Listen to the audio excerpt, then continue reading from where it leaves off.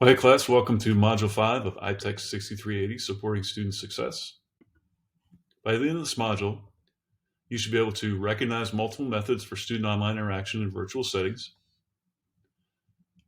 evaluate digital tool choices, and explain next or future steps for online interaction and/or digital tool choice.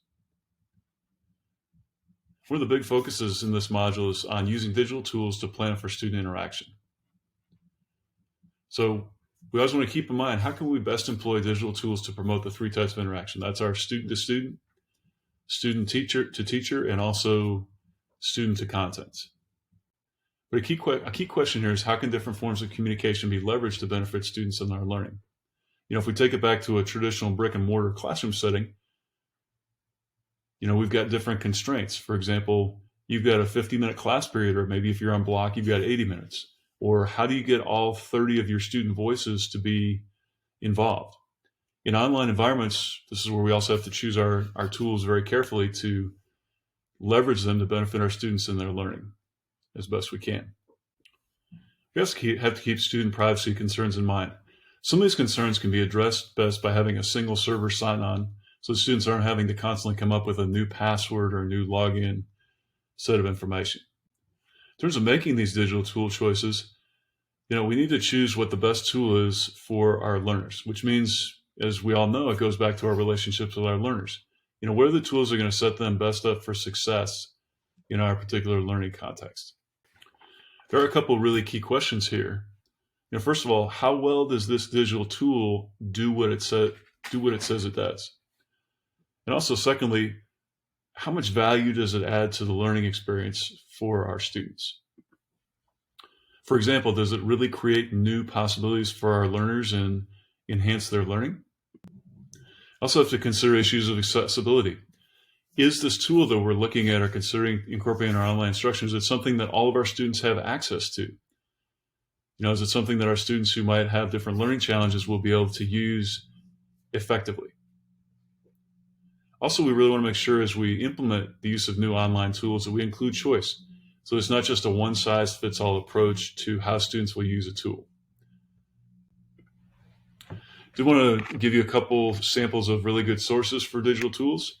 You might be familiar with the ASL Best Apps for Teaching and Learning website. This is what it looks like. It comes from the American Association of School Librarians. And every year, they produce a list of different apps and tools that are great to support instruction. The other thing is they've also got their privacy policy listed there. You can see how it's highlighted in blue in the blurb underneath each one. If an app has a $sign, that means that it's cost. Otherwise, these are free.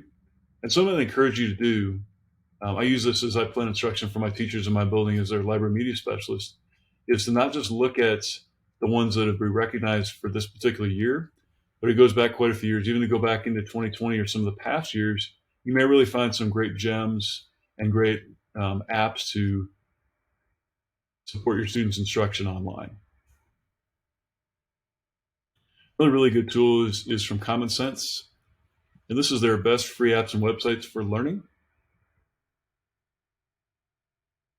And you can look at their reviews are in green underneath here. It also tell you the cost for them,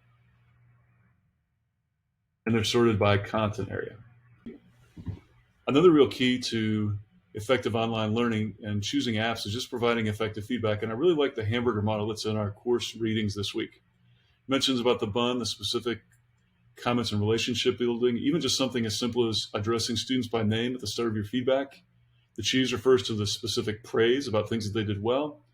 The meat is where you start to discuss the areas where there's a need for improvement, followed by some general praise of the lettuce. And then you always want to conclude with some kind of an offer of support. Maybe it's to say, hey, we probably should set up a quick Zoom meeting to discuss this, or here are some sources of some additional support you might look into to continue to improve your work.